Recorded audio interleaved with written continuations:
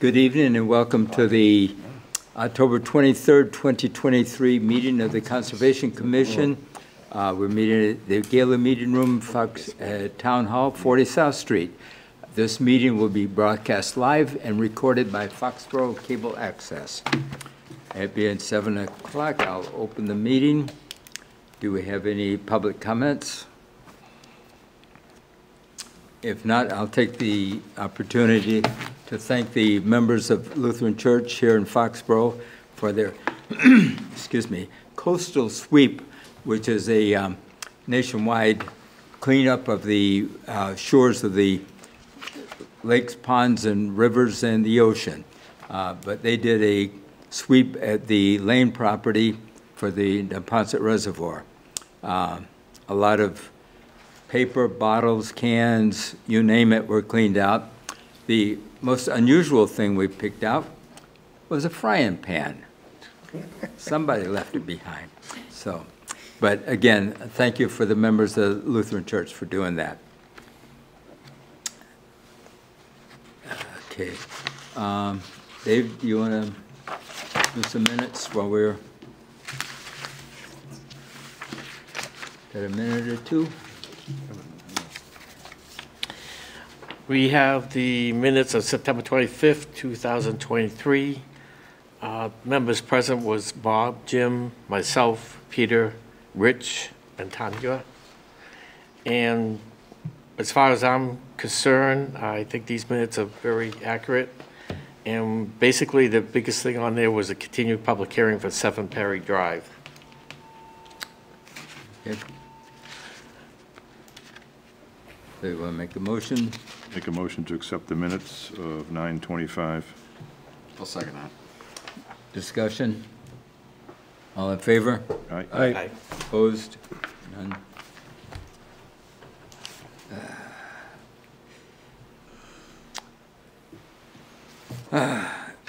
Diana, Beaumont's Pond Dam. Yeah, so they wanted to start doing work, and they thought while we were in the COVID state of emergency, all permits were tolled for 400 some odd days, but they had to have been active as of March 2020. This order wasn't signed until October 2020, so it just expired the beginning of this month. So they want to start doing the work on the tree removal, I think they were doing. So we need to grant them an extension so that they can do this. So you have it. Shoot. Oh, yeah, here it is. Bob, I have a little bit of a concern on this. Just because it's been 3 years, they've done nothing. Yes. And their plan initially, if I recall right, is to clear the land and then at some point rebuild the dam.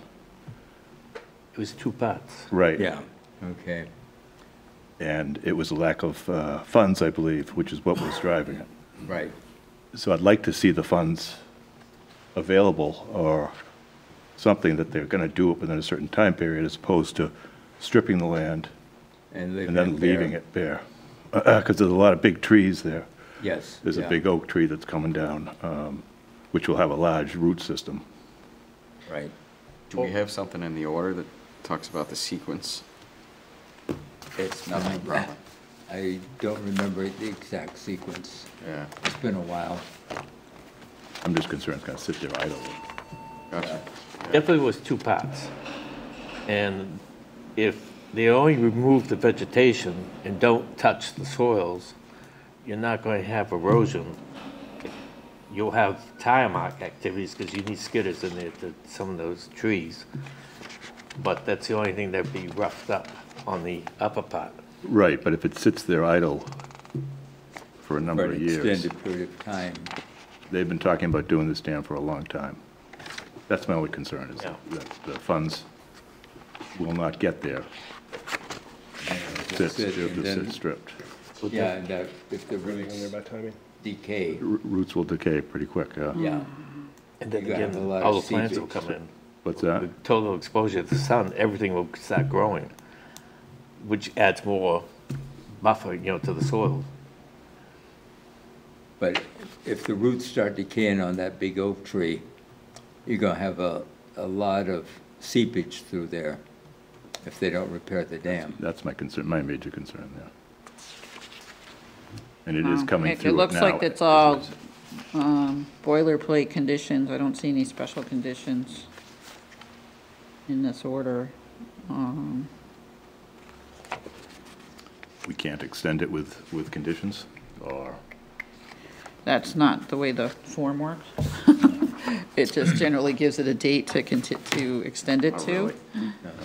I mean, I have the guy's email if you wanna, Yeah, I if think we anybody should wants probably to talk to him, talk to him. and we can put it on the agenda for next meeting. But can you sign this in the meantime to get it back in compliance? This just extends the order, and then if you want to come in and talk about the sequence of work and everything. Well, by extending the order, don't you give them permission to do it? When did it expire? October 5th. Oh, so they might, you know, the worst case scenario, they'd have to file a full new notice. Yeah, let's have them come in. All right, so you want to hold off on this? Yeah. Have them come in on the 6th. Maybe ask them to give us a plan that actually states what the activities are going to be. Then you'll know specifically if they're going to do any digging or anything else. Right. Yeah. And they're coming in a long ways from the street, Yeah, they're coming Right. in from East Street. which means they'll be stripping a lot of that woods. Yeah, because the Yep. equipment, the Yeah. path is very narrow. All right, So there's just a lot going on there. okay. It being 7:05 PM, we have a request for determination pursuant to Mass General Laws, Chapter 131, Section 40, the Wetlands Protection Act, and Foxborough's Wetland Protection Bylaw, Chapter 267. The Conservation Commission will open a public meeting on Monday, October 23rd, 2023, at 7:05 PM in the Gala Meeting Room, Foxborough Town Hall, 40 South Street, and/or via Zoom on a request for determination of applicability filed by Edward Butler for the addition of a farmer's porch at 69 Lakeview Road, Assessors Map 77, Parcel 9, within 100 feet of a wetland resource area. Mr. Butler. Good evening, excuse me. I've been having a long Catch day. it, yeah. Yes, I was to the buildings permit and talked to the board, conservation people in the office. I am within about 50 feet of the wetlands behind my house. The farmer's porch is going on the front of the house. And I would like to pass this out. Sure.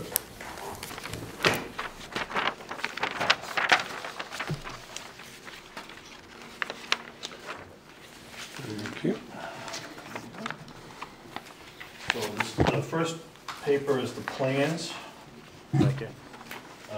And the other three are pictures of the front of the house, one side of the house, and the edge of the wetlands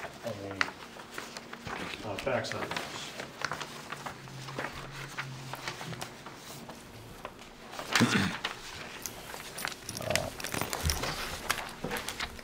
As you can see, you got probably a bigger picture than I do on the plans. Yeah. That the wetlands is described as behind the house.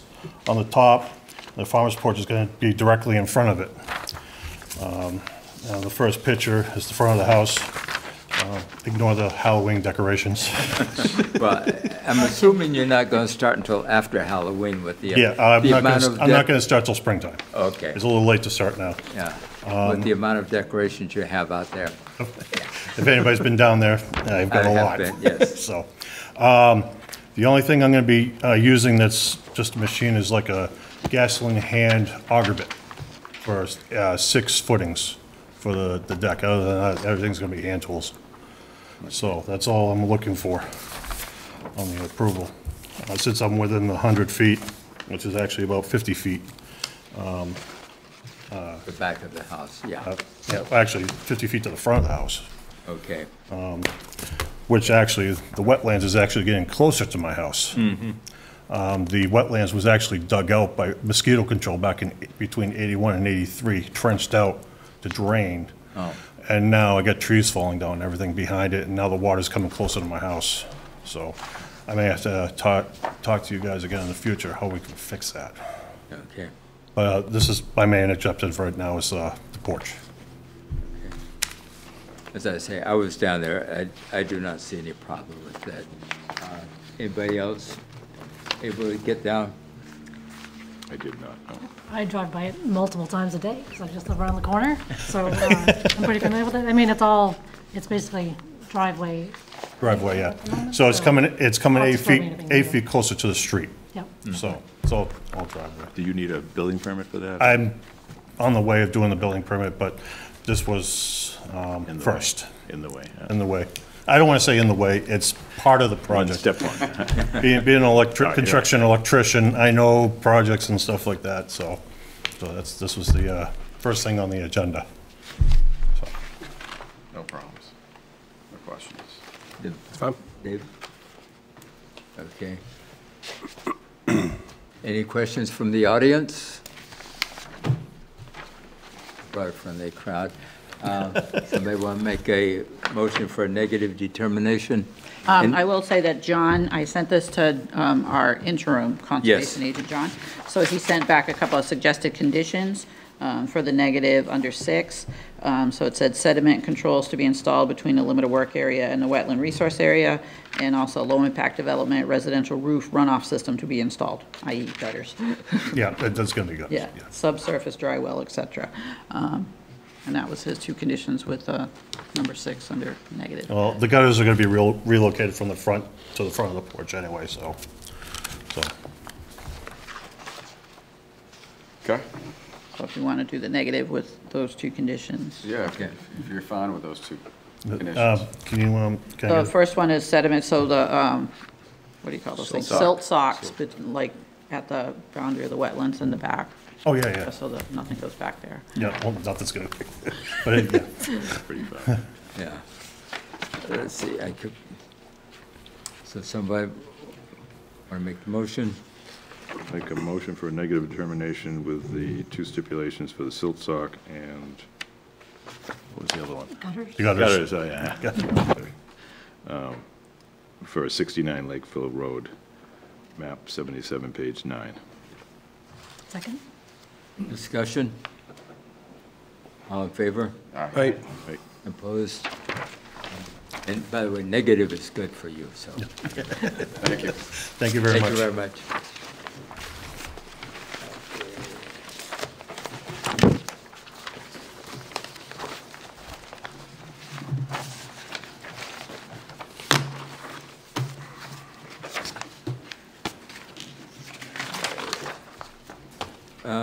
16 Community Way, 1 Brandon Lane, DEP file 157318, request for a partial certificate of compliance.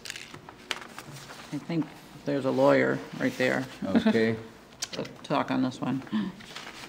can you hear us? James Griffin here. I was the applicant on this one for the request. Could you get a little bit closer to the mic, please? Oh, sorry about that. And we didn't get your name. Attorney Jim Griffin, I sent in the request for this. Okay, I represent the current owner, David and Dawn Minkin. This was originally, the order condition was issued back in 1999. For whatever reason, this was not requested in due course at that point. The current owners are now preparing to sell the house. They have a closing date of November 2nd. Unfortunately, this issue came up through the bank's attorney during her title search, and as soon as we found out about it, I made the petition with all the information that I had available. so this is the first house on the right going in? That is correct. Top of the hill to the right. Okay. I see no Do you have any issues with that you know of, Diana? No, I don't recall any problem with it. yeah, I mean, the house has been there since 1999. Yeah, so. yeah. So, someone want to make a motion to issue a partial certificate? I'll make a motion to issue a partial certificate for 69 Lakeview Road. No, Oh. 16 Community Way. Oh. 60, I'm reading the wrong one. Okay, that's why we, okay. 16 Community Way. Lot 1, Brandon Lane? Yes. Okay. Map 84 and 97. Thank you. Do I hear a second? I'll second that. Discussion? All in favor? Aye. Opposed? None? And the other lot has had a previous release, so that one was all set. Okay. Thank you. Thank you. Okay, we'll get the paperwork to you. Thank you, Commissioner.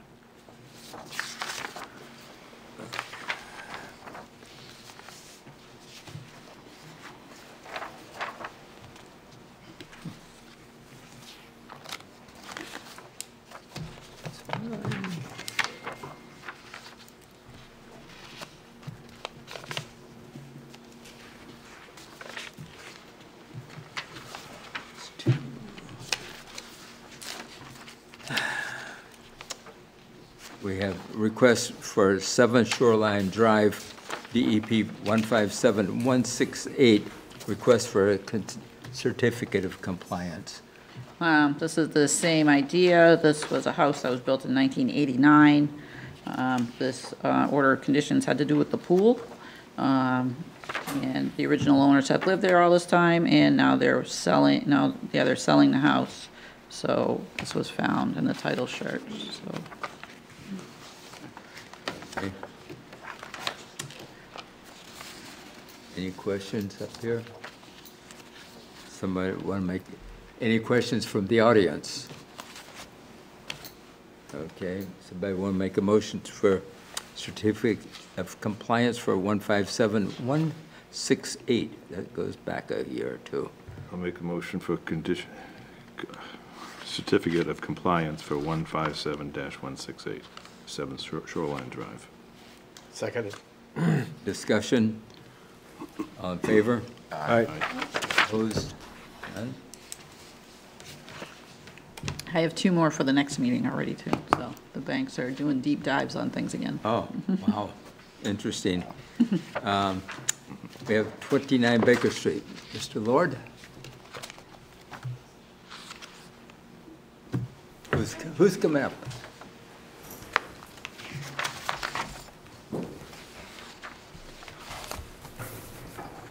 Good evening, everyone. Good evening. I'm Lauren Gluck, Senior Environmental Scientist with Power Corporation, here representing Bill Lord of 29 Baker Street.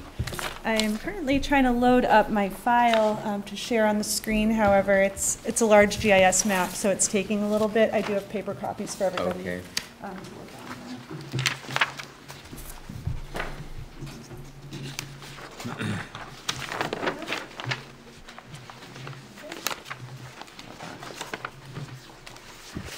I think I probably have that Are they in set. color or?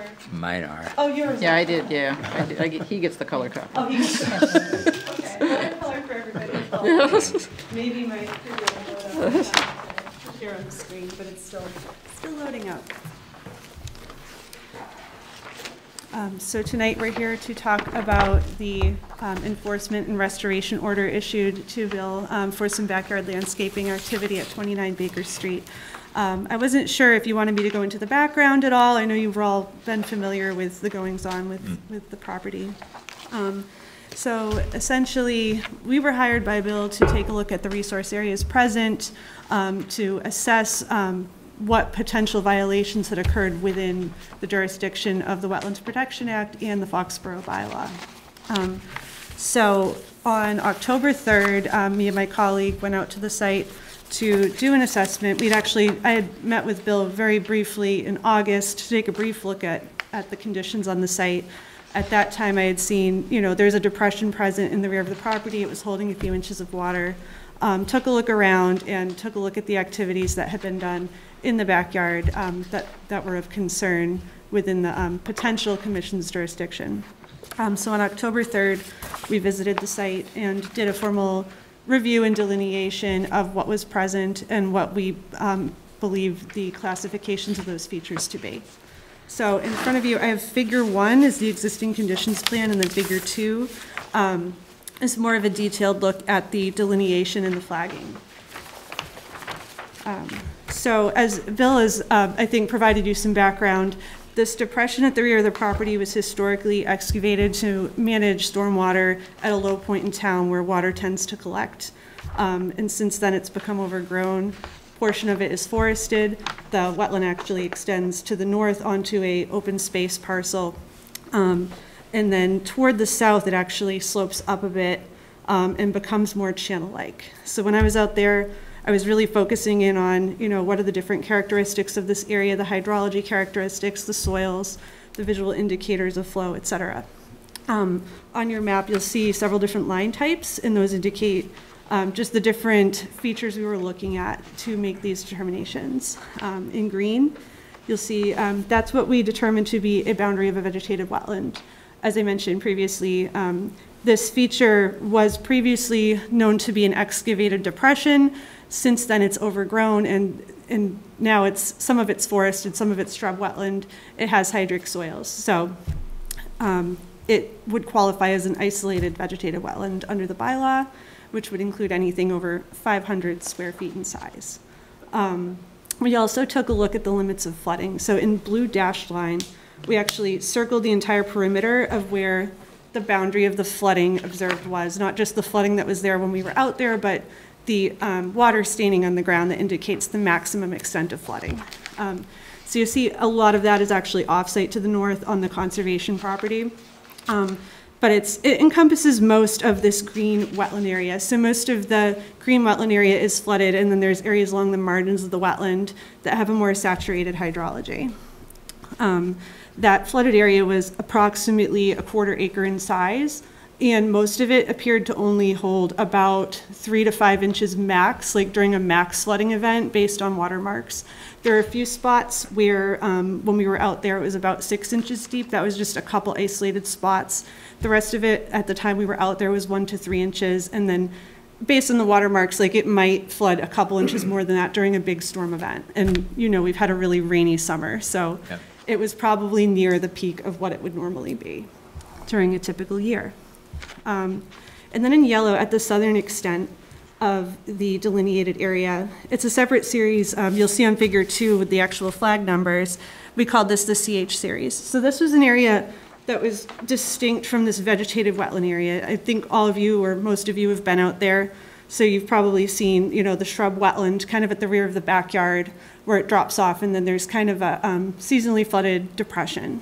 The southern extent of that is more swale-like, and historically it was likely just a roadside swale. It's linear. Most of it is unvegetated. The banks of it, I guess, would be considered some hydrophytes, some upland species. It was early successional. So that area I wanted to distinguish as non-jurisdictional because it was climbing up slope. It's more channelized. And also it does appear to be regularly maintained as part of the roadway maintenance for the drainage. The spark arrestor ditch, which is the linear ditch on the other side of Railroad Avenue, has similar characteristics to that, which is also a non-jurisdictional feature that is maintained for drainage. So that area we're calling non-jurisdictional. Now this area is where Mr. Lord had placed a equipment crossing for when he was doing his backyard clearing activities and needed access to get to that part of the site.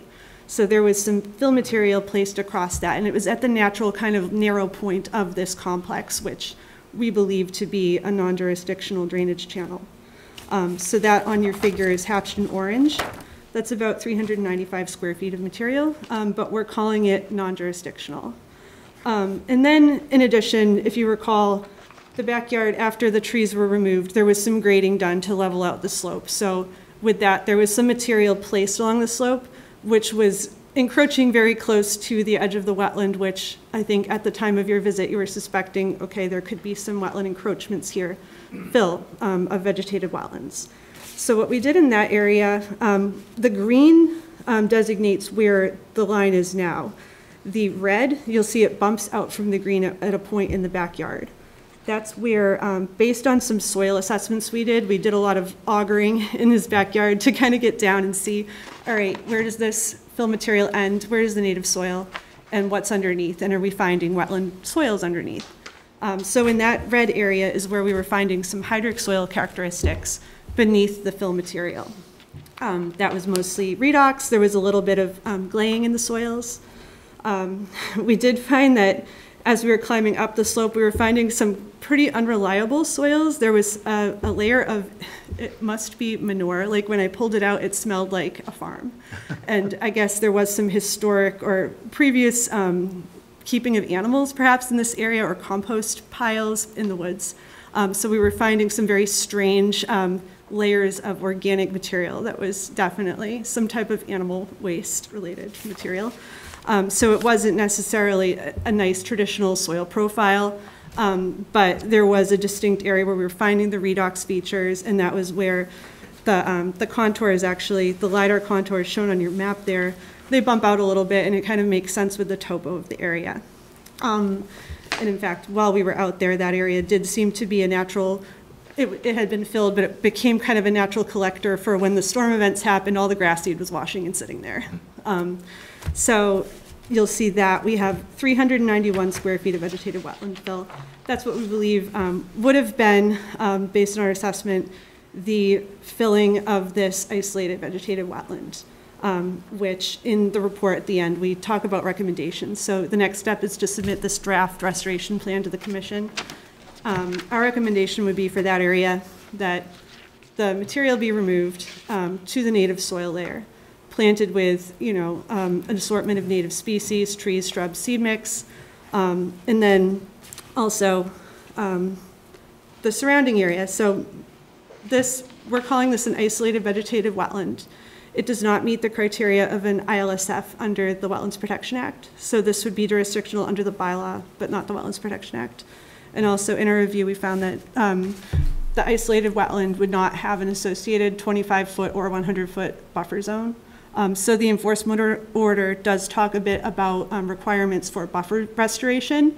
In this case, there would not be a buffer. However, Mr. Lord does intend to do some plantings and some enhancements in those areas that he had been planning to do anyway, like a pollinator meadow, some different native trees, and just native species to enhance the backyard and create this permaculture type of garden. One other thing that I had not mentioned was along the wetland edge, you'll see it called out in figure 1 where it says logs from downed trees.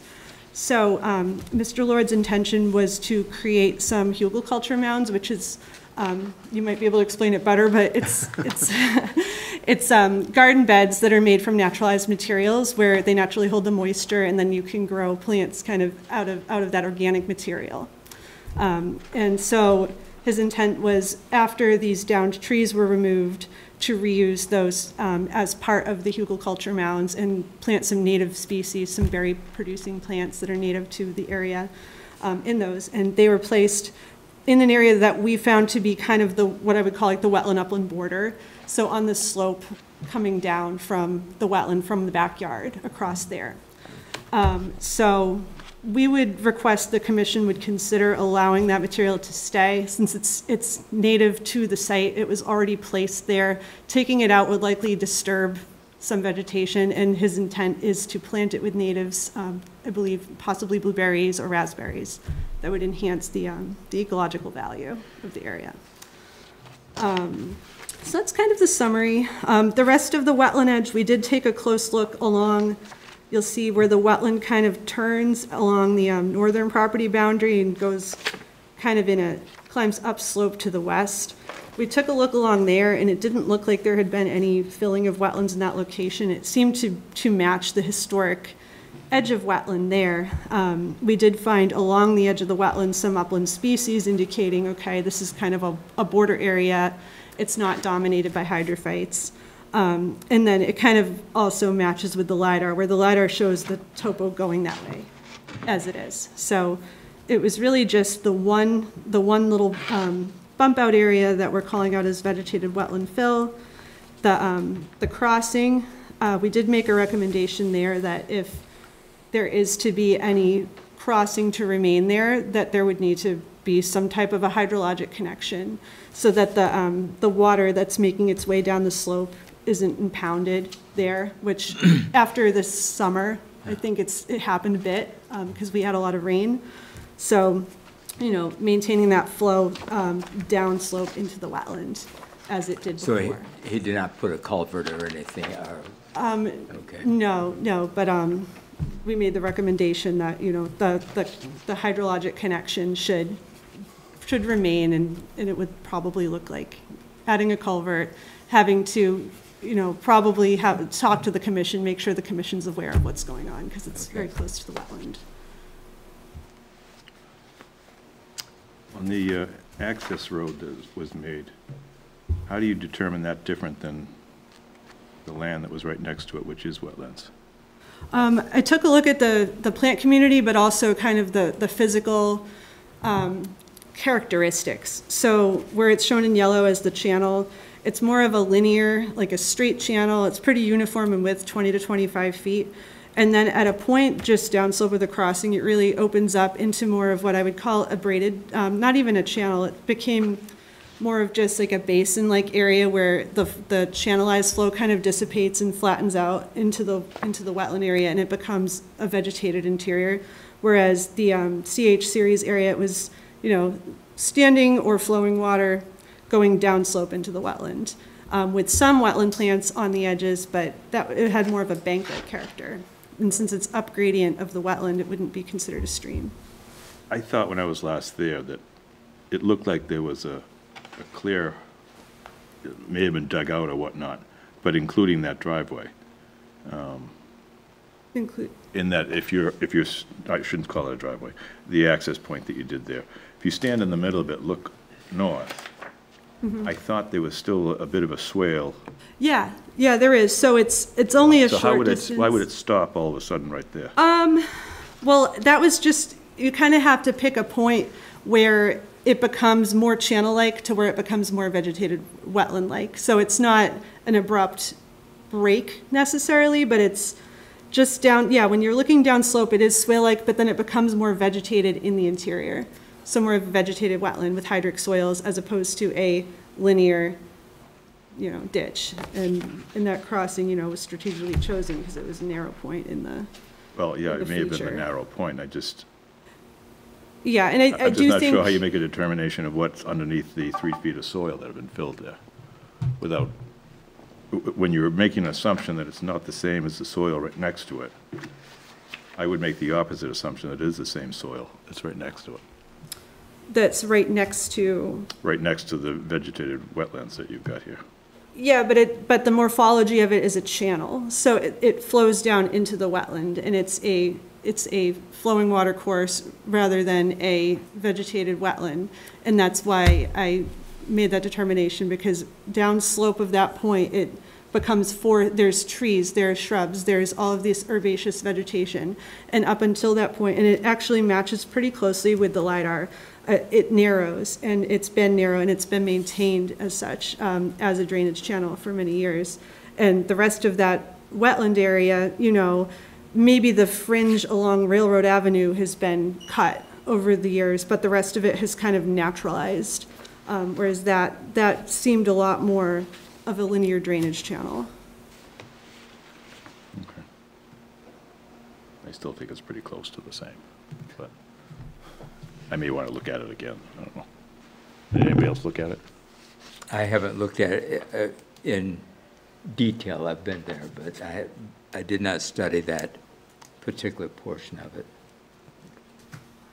So, Are you likely to want to keep that access point in place and add a culvert or something? Or is it something that when you're done with this work, you would remove anyway? No, the plan was, it was a hasty crossing. The plan was to add a culvert pipe that allows the hydraulic connection between the two overflow pipes.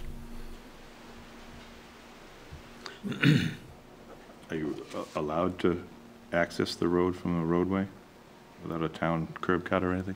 Is that an issue? We'd have to ask the planning board that. Yeah, you might want to check in That would be to see if that's. DPW, Yeah. I don't think not planning highway. board. Yeah, highway. Yeah.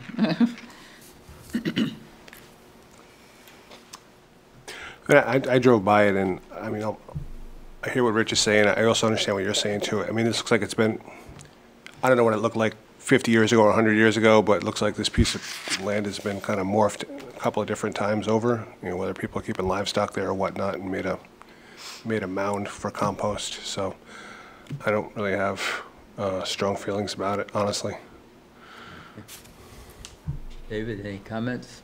No, they provided the information that we had recommended to say what type of resources there. That was the biggest question. Yeah, because we didn't know where it began and where it ended, so that's the reason why we need the expert. Yep. Do you have anything? I'm all set. I'm just looking forward to see what the plan is for restoration for the areas that we're talking about. Yeah, and that's our next step, to submit that draft plan, hopefully for the next meeting. I Okay. don't know when the deadline for that is probably today, but the next available meeting, Okay. November 6th and November 20th, so are the next two meetings. November 6th and November 20th. Okay, to be on November 6th, would you need materials by a certain date? The Thursday before, so. The Thursday before, okay. So that's next Thursday. Yep. So I don't know if that's too soon. or- Yeah, so what we're, I read the requirements in the restoration order of what's required to go on the plan. We were planning on just submitting something in a similar format on a GIS overlay, showing the plantings with some notes and then some more detailed calculations and things like that. Along with, the plant types and that, substitutions would need to go through the Concom if it's not available, et cetera. Was there anything else that you can think of that would need to go on into that submission? And I think a narrative, right? Yeah, okay. That would do it. Okay. Would it be too late in the season to do plantings?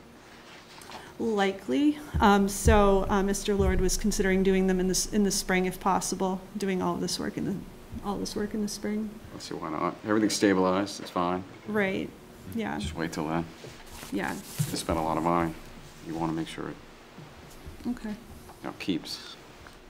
exactly. Jim, we have these deadlines in the order. Yeah, they could be changed. Yeah. Bring that up and, Well, once we see the restoration plan, okay. next meeting. Lauren, if you can, we do have an interim agent we're working with, so if you could get it earlier, then I could get it over to him. Okay. So get the restoration plan to you, like, As soon as possible, I guess. okay, as soon as possible. Yeah. Okay, sounds good. I'll get to it.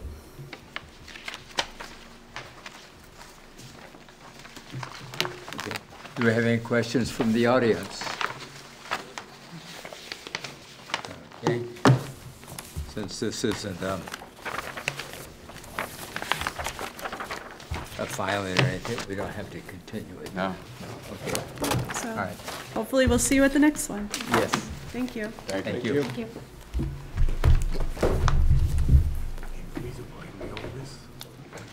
That they donated, whoever owned it, they donated it to town people. Next, we have 46 Ridge Road, informal discussion.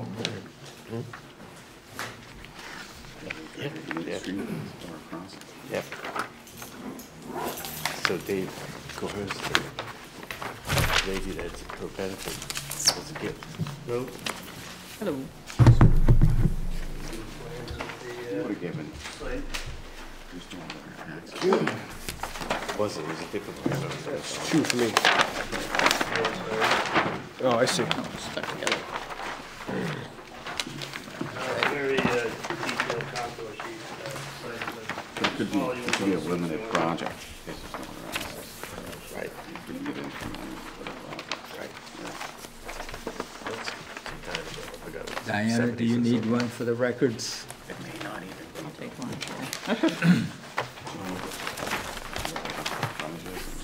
It's got the frontage, it's got the square footage.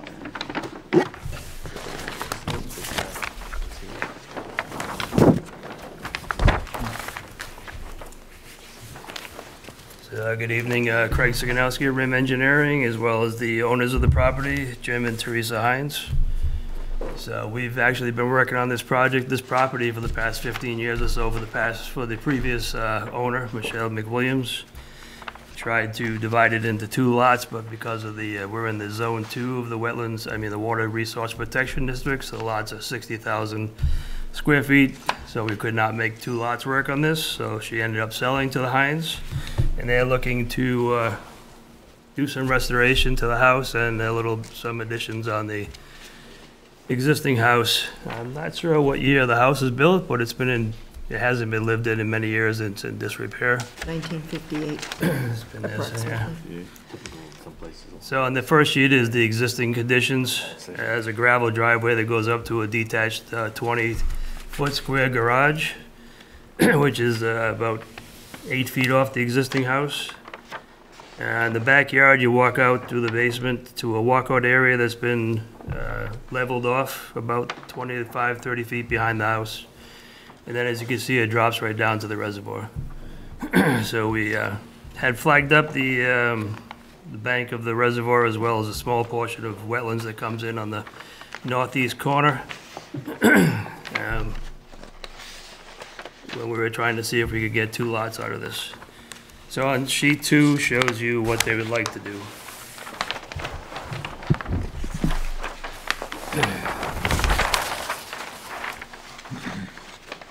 So the first thing would be to pave the driveway, as well as where the driveway onto the left, that is an existing gravel area. They just square it up a little bit, make it more useful, and pave the area. And then expand the garage from, it's only a 20 by 22, so make it into more of a, I think they wanted to add, the architect showed 13 feet, so about 30 feet wide by 24 feet deep, typical 2-car garage. And then remove the deck on the right side, which is in pretty bad condition, and add a sunroom with a deck off the rear.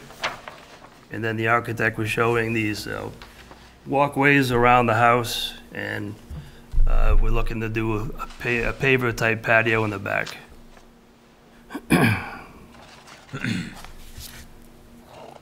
So the existing house is about 76 feet from the bank of the reservoir.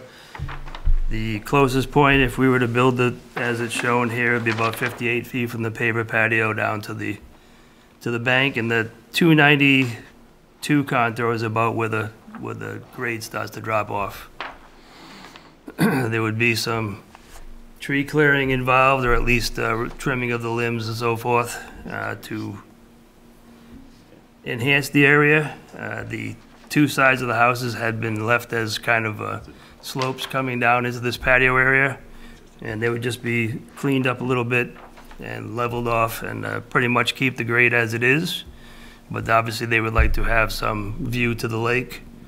There are some trees, large pine trees right at the top of the slope that we would hope to at least cut but leave the stumps in place to enhance the view.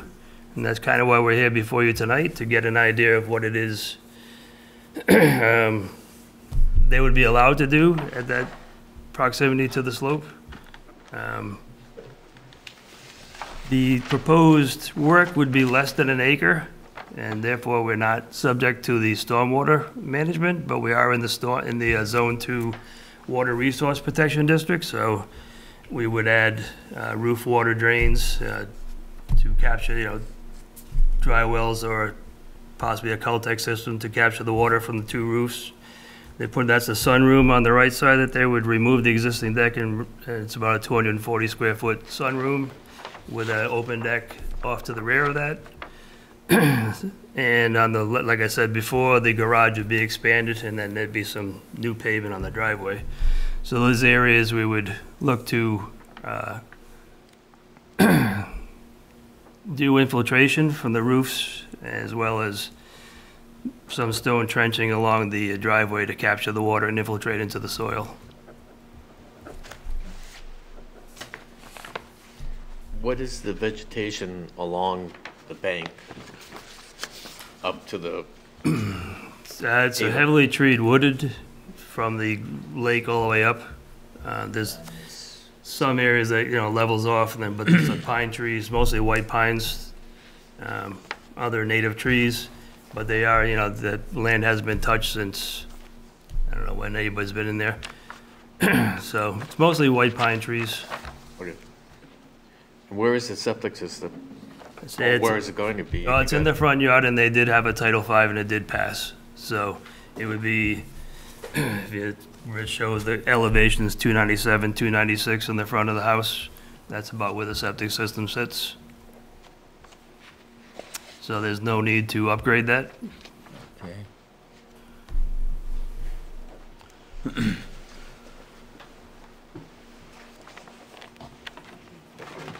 Yeah. I just looking at it, I mean, this would require a notice of intent. Yeah.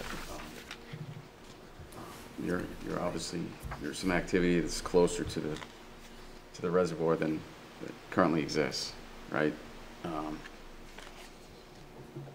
We want to make sure that there's no impacts to the reservoir due to the slope.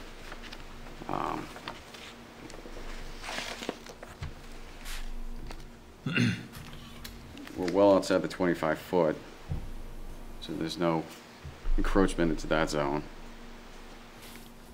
But within the 100 foot, definitely. Yeah, but we're outside the 52 for all of it. Yeah. Okay.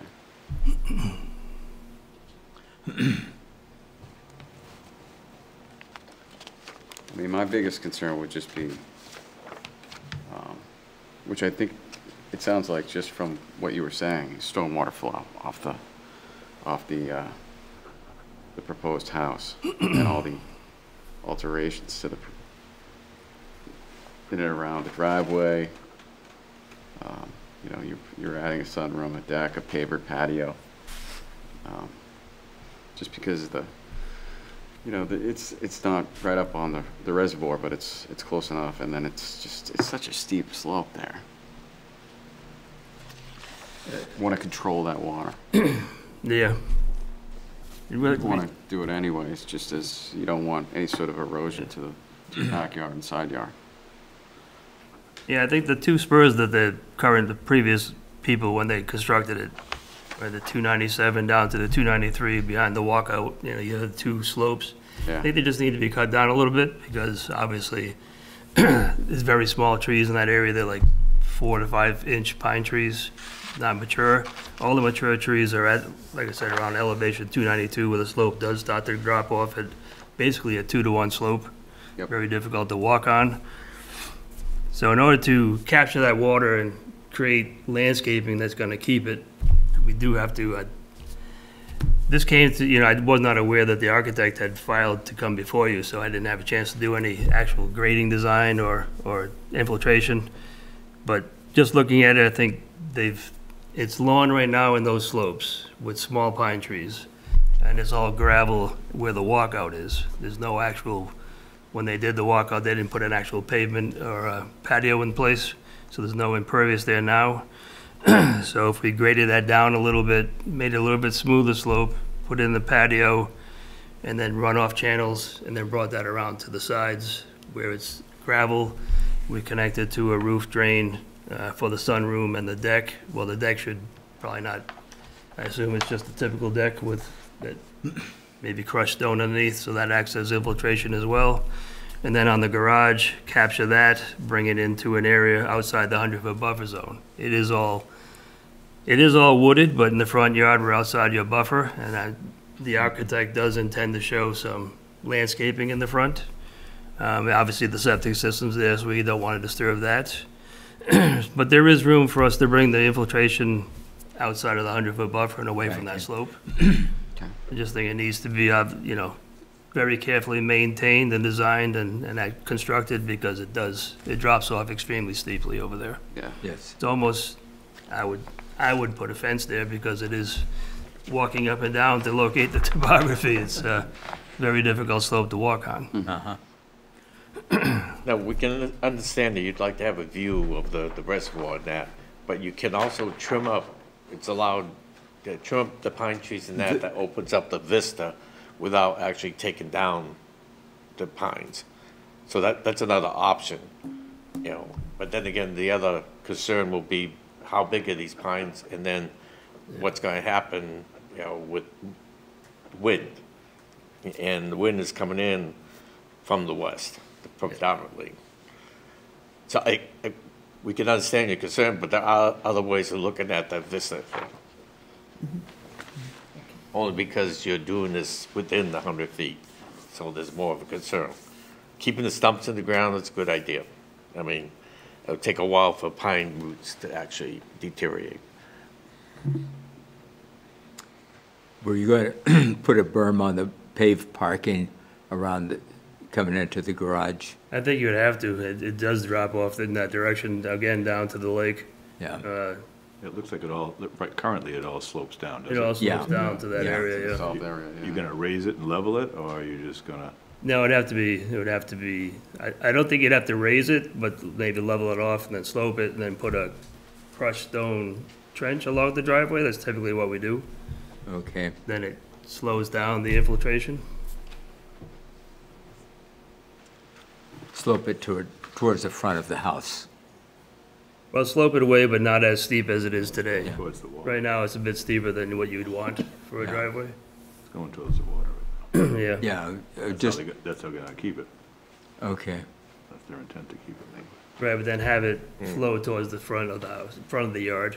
So, yeah, bring it down off the garage with a berm, carrying the water towards the street, and then let it go into a stone trench. The intention is just to tar it with regular tar, not pervious tar or anything like that. Eventually, yeah, asphalt. You looked into anything any asphalt that would help absorb some of the water as it came down, to limit the flow down towards the water? Yeah. Yeah, you can use pervious pavers, and obviously what's underneath is has to be done properly. It is. Problem with that is if you're not sweeping it, right? Those holes in the pavement, if you're using pervious pavement, get clogged. Yeah, I hear you, but you've still got, with the tar. Yeah. Yeah, it's there's nothing. completely impervious. And the fact that you're gonna keep the slope going towards the water, I would suspect that the gravel pit, unless it's large enough and a bit of a swale, isn't gonna grab the water Yeah. on a heavy rain. Yeah, again, we haven't really got into what they would actually do, but if we did, we'd have to put retaining walls, which may be an option, to raise that up so that, like you're saying, that Yeah, or a swale that would actually be not large just enough to grab it. Yeah. sloping off down towards the existing, the way it goes now. Redirect it so that we're coming towards the road and then go down a stone trench. I assume all this is sand? Pretty much, it seems to be. We didn't do it, somebody did a test all over here actually, we don't know why that was done. Maybe they were, By the septic, yeah. yeah, it might have been done, but when they left it, you could see that it's all gravel.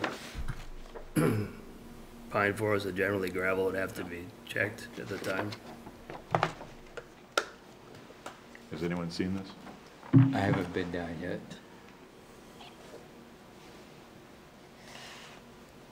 I'd like to see it, I don't know. Yeah, well, he's got to file it in OI. Yeah, once the filing's in. Yeah.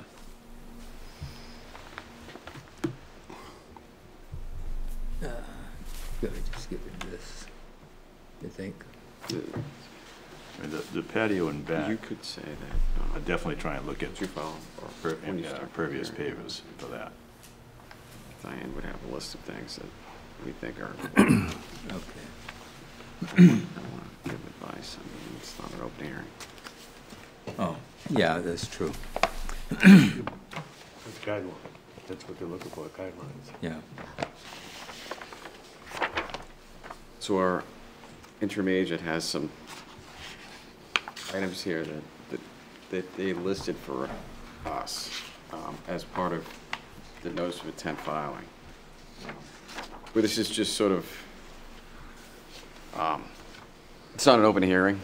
I don't want to get into giving you advice as to what you should or should not put or include in your notice of intent. So this list would be available if you want to speak with Diane. Okay. Yeah. That would work. Yeah. Yep. Also, you need to show the flooded plain elevation, land subject to flooding as a resource area. Right. Besides the bank and the small wetland area. Right. Yeah, as I said, the architect, I believe, was who had filed this to come before you, and it kind of caught me off guard a little bit. So we would normally file a notice of intent and then come before you, but seeing as Yeah, we're the on the architect agenda. started emailing me, and obviously she didn't know anything about engineering, so I'm like, you should really talk to an engineer before you come talk to us. Which is fine, so we just took the opportunity to come and show you what we want to do. And Yeah, I don't think it's a bad thing to have an informal discussion with the commission beforehand. I think it actually helps the applicant. Sure. You know, we just can't really get into too much with what the proposed project involves, but, you know, to sort of feel out what the commission may want to see. Thank you. It makes sense coming from, you know, we have such a light agenda anyways. Sure. Tonight.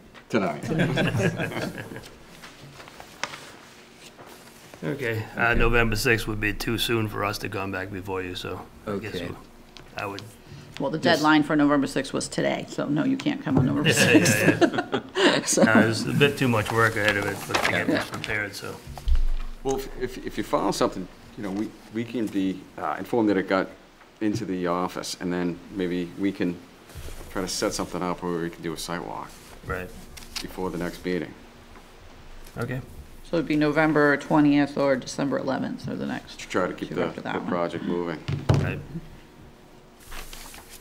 Did you want to add any questions or add anything? No. Any comments from the audience?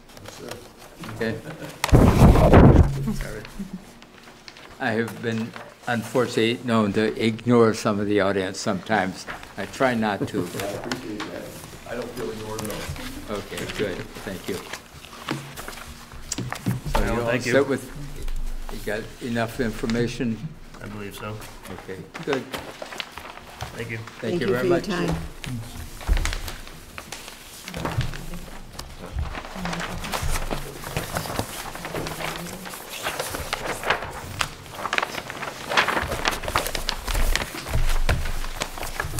All right. Do we have anything else?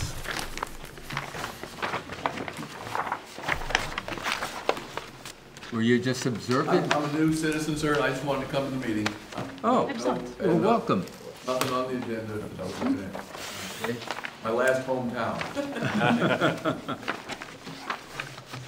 Where'd you move from? I was in Maryland, Chestertown, Maryland. Oh, okay. So I got here in June. I'm a sub in the school system and volunteer at the PAC. I'm trying to get involved. Oh, good. Nice. Anyway, thank you for what you do. Thanks for asking me. Well, welcome to Foxborough. Thank you. I'm Joe Sanders, retired Army Colonel, believe it or not. That's great. I always get the kids laughing at me because I'm Colonel Sanders. Sanders. Love In it. school, they love it. Oh, yeah. But it gets some credibility right off the bat. They don't mess with me. There you go. Thanks a lot. Thank you. Good night. Good night. So John Thomas is able to come to the next meeting, so everybody will be able to meet him. Okay. We have the Taylor Road NOI, and then Taylor Road previously had an order for their septic system, so we need a certificate of compliance for that.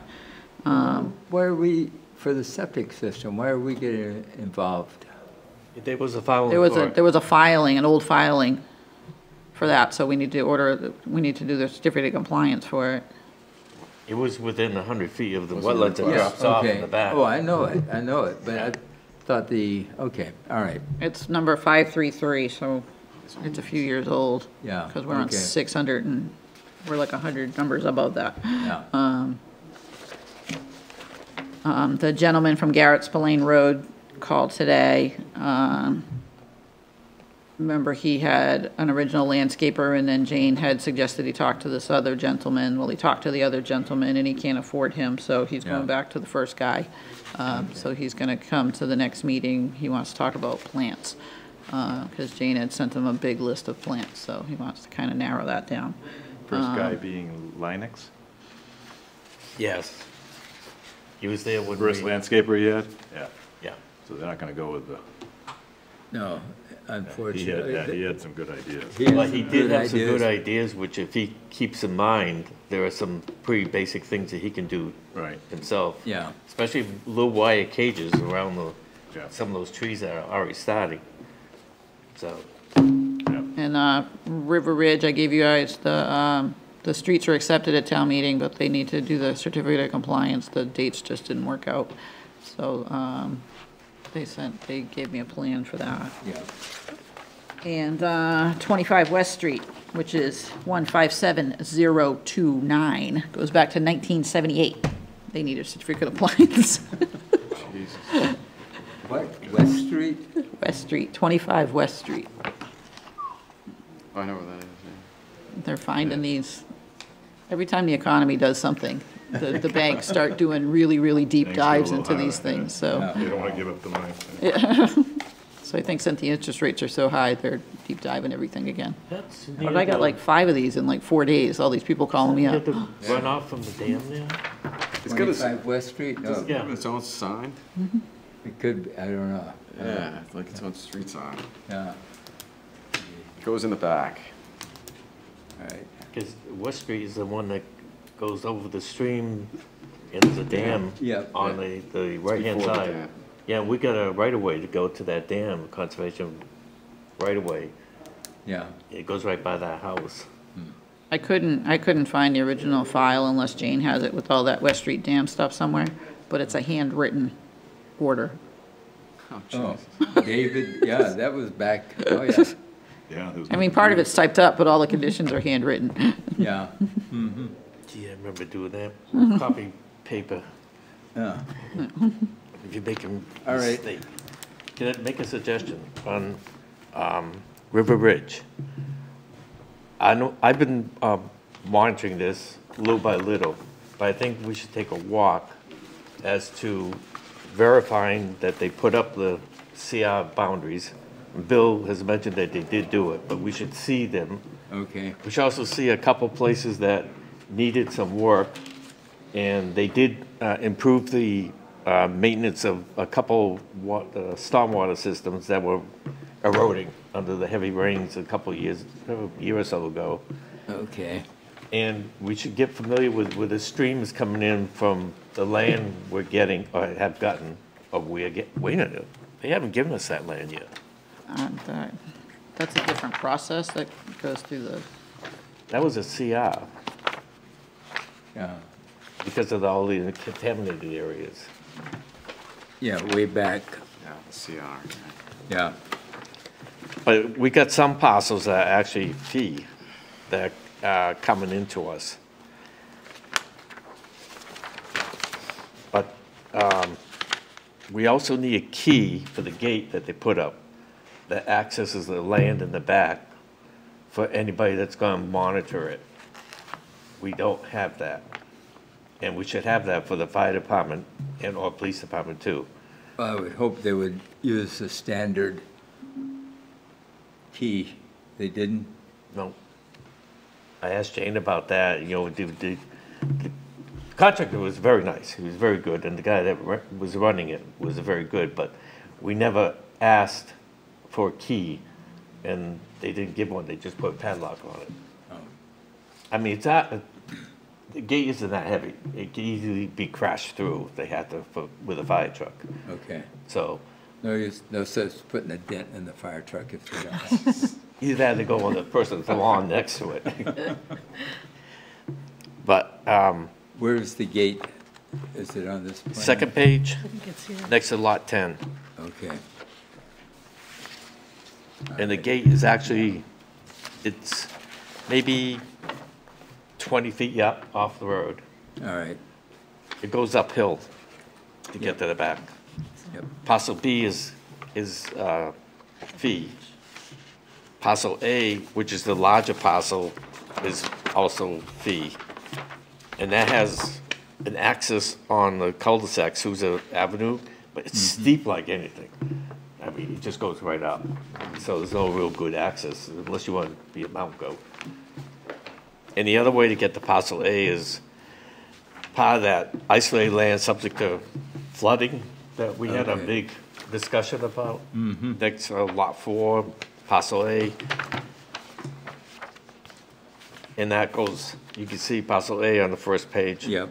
It goes up to the gentleman's parcel that was doing activity up there. The erosion was coming down onto this parcel and the road.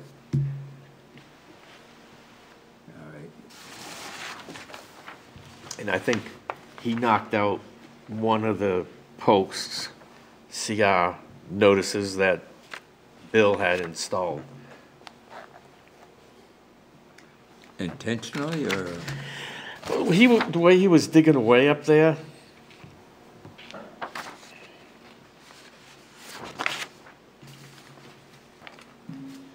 Jane mentioned she had a discussion with him, but he was not the most friendliest. Okay.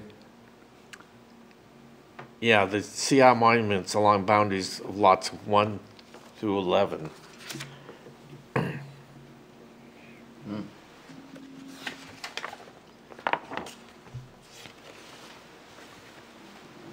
So parcel A, you can access off Sousa Avenue, but it's gonna be wet. It drops off significantly. But if you go on Belcher Road, you can come in that way. Yep. Maybe in the future, have some type of a slight parking area where you could pull over. We gotta remember that Chris is redoing Belcher Street with making it wider. Yep. So it's gonna be cutting away. Any idea when he's going to do that? I know we walked it a Right. while back. I don't think I think they were looking, he was talking to us about looking into the designing, engineering it, to work on a plan to come up with what has to be done and how wide. And that's why he asked for a walk. Yeah.